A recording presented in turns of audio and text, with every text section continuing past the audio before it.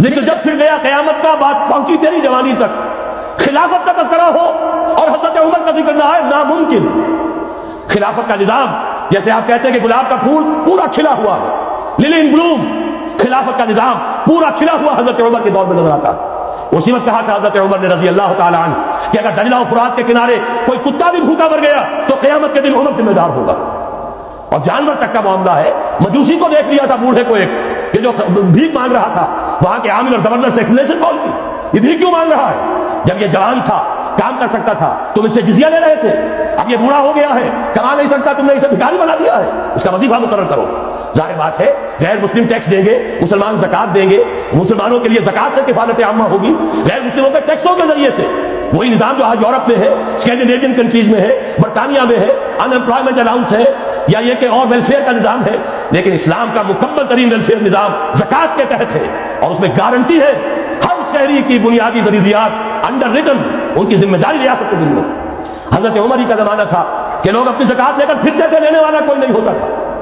اس کا بھی میں مسئلہ آپ کو سمجھا دینا چاہتا ہوں۔ میں نے تو عرض کیا تھا، میں تو مدرس ہوں، عوامی مقرر نہیں ہوں، میں تو چاہتا ہوں آپ چیزیں سمجھ کر شعور کا علم آپ کا جو ہے حاصل کر کے اٹھیں، لوگوں کو پھر پہنچائیں۔ یہ کیسے ہو گیا جبکہ زکات جو ہے وہ تو اسلامی ریاست میں نظام خلافت میں حکومت ہوتی ہے؟ پھر کیسے ہو گیا کہ لوگ اپنی زکات لے کر پھر رہے، لینے والا کوئی نہیں؟ اس کو بھی جان لیجئے، جیسے زمین کی دو قسمیں میں نے بیان کی، خراجی اور عشری، ایسے ہی زکات کے قابل جو مال ہے اس کی بھی دو قسمیں ہیں۔